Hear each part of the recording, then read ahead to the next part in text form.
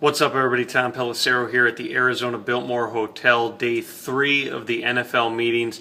And one of the big issues that everybody's looking at, the new rule proposal about runners not being allowed to make contact with the crown of their helmet, has been tabled today. I was actually standing outside the room when the coaches got out of that meeting before going to their annual golf outing.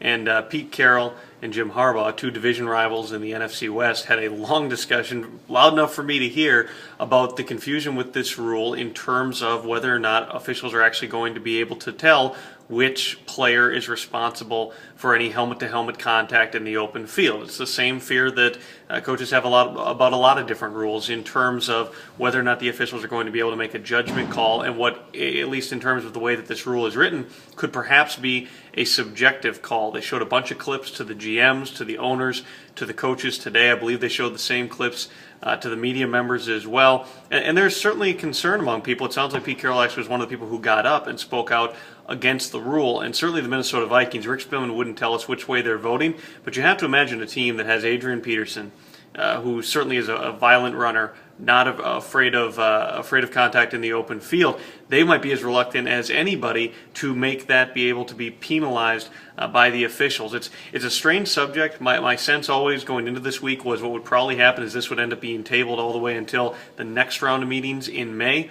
But you could end up having a vote tomorrow as well. It'll be interesting to see exactly how this pans out and where the divide might lie in terms of who would be willing to vote for it, who would be in favor of voting against it instead, simply because is it going to be drawn along lines of perhaps teams that have better running backs that take on more contact? Is it going to be drawn along lines of offensive coaches versus defensive coaches? It will be really interesting to see exactly how that plays out. I also had a chance to talk to Rick Spielman extensively yesterday, talked to him again today. A few issues with the Vikings I think are worth noting. Number one being he is throwing all of his support behind Jerome Simpson, that $2.1 million contract for 2013, as potentially the starting split end on this football team. Now, to what extent do I actually believe that? I think that they look at Simpson as a fallback option because at least he knows the system, because they've seen when he's been healthy, which he was not for most of last season, that there is some sort of juice there, and I don't think that anybody would deny that. The issue with Jerome is always consistency, and I think that what you're going to see the Vikings doing, much like they did last year when Rick Spielman spent a lot of time at the podium talking about how left tackles may not be that important in the modern NFL,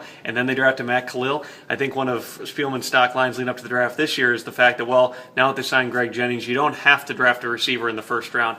There's a bunch of guys who could be available at 23 or 25. It still would not surprise me at all if they end up going one of those directions. At the quarterback position, he emphasized again Matt Castle is being brought in only as a backup. With Joe Webb, he doesn't want to speak to the X's and O's side of it. We'll have a chance to ask Leslie Frazier more extensively about that tomorrow and exactly what the plan is with Joe Webb. My guess standing here now is you keep Joe Webb at the quarterback position, hope that somehow with some of the things you put in the preseason for him that he might be able to go out and up his stock enough that perhaps a team that wants to run a bunch of read option might be willing to take a chance with a late round pick and you move him. But in terms of that room, it's pretty clear the top two in the pecking order, it's Ponder and then Castle. And a Vikings team that hasn't always taken a fourth quarterback even to training camp right now has 4 on the roster. We'll see whether or not they're willing to carry that over when it gets down to training camp time. Beyond that, the Vikings did make one signing today. Seth Olson, who was with the practice squad a couple of years back, has started, I think, 5 games over the past 2 seasons with the Indianapolis Colts. That's probably a move for competition as much as anything, potential depth. They lose Jeff Schwartz. They need another swing tackle.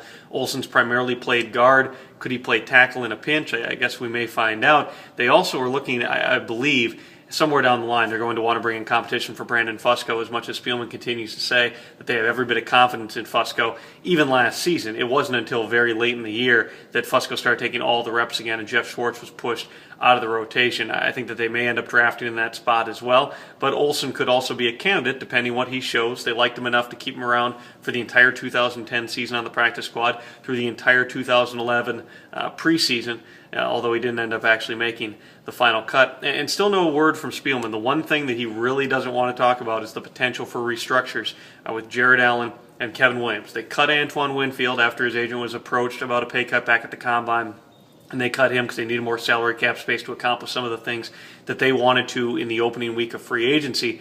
With Jared, as much as it would be a relatively low-risk proposition to redo his deal, convert his big $14.2 million base salary into a signing bonus, string that out over a new 3 to 4 year deal, as much as that may be tempting, and I think it would be a relatively low-risk proposition.